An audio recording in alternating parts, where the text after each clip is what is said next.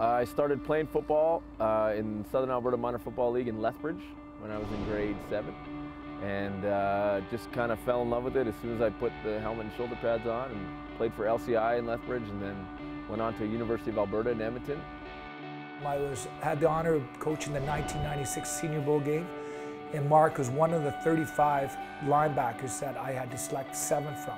His leadership qualities were incredible. His motor kept running, and was always encouraging the other players, and it was just stuck out. He was just an awesome guy. He had this helmet on from Lethbridge, and it was all cracked.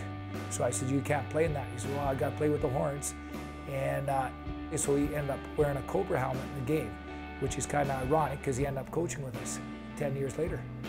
When I first moved to Calgary, I was doing a practicum at Peak Power Sport Development in strength and conditioning, and I wanted to coach.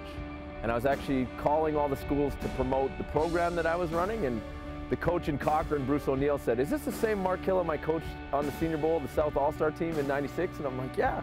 And so I showed him around, and I showed him the locker room, the field house, and the trophies and all that stuff, and all the tradition. And I asked him if he ever thought about considering coaching, and he says, "Yes, I have." A week later, he phoned me up, and he says, "I'd like to come." And so we said, "Great," and he came on board for 3 years, and we were undefeated those 3 years, and we won 3 provincial championships with Mark as the linebacker coach. Let's go, Kickers! Well, in '05, I started as a strength and conditioning coach, and at the end of that season, that translated into a defensive quality control position the next year, which is basically all the jobs that the other coaches don't want to do, and the film breakdown and all that stuff. And then I interviewed when John Hufnagel took over here, and got hired as a linebackers coach for Chris Jones, and then just kind of progressed. And as far as the special teams went, you know, when Craig Dickinson was here, who was a very good special teams coordinator, I just kind of helped him. It was kind of a natural progression when he left that Huff asked me if I wanted to apply for it, and the rest is history. What are you doing? Herbal essence thing.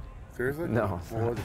Special teams is unique in the fact that besides the head coach, I'm the only other person that speaks to the whole football team, because on special teams I've got everybody from O-linemen to receivers. So, you know, everybody plays special teams.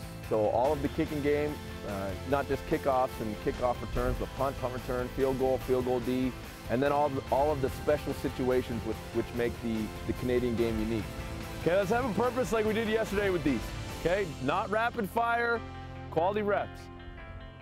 You can't look too far ahead in any pro sports, let alone, you know, pro football, and I just try to literally take it week to week, you know, and that's the attitude that I have, and I try to instill with all of our players. You know, we're week to week, you know, how can we win this game? How are we continuing trying to get better each and every week? And then, you know, if you focus on the process, the results will take care of themselves. For me right now, you know, I've progressed. I'm still the youngest coordinator in the league.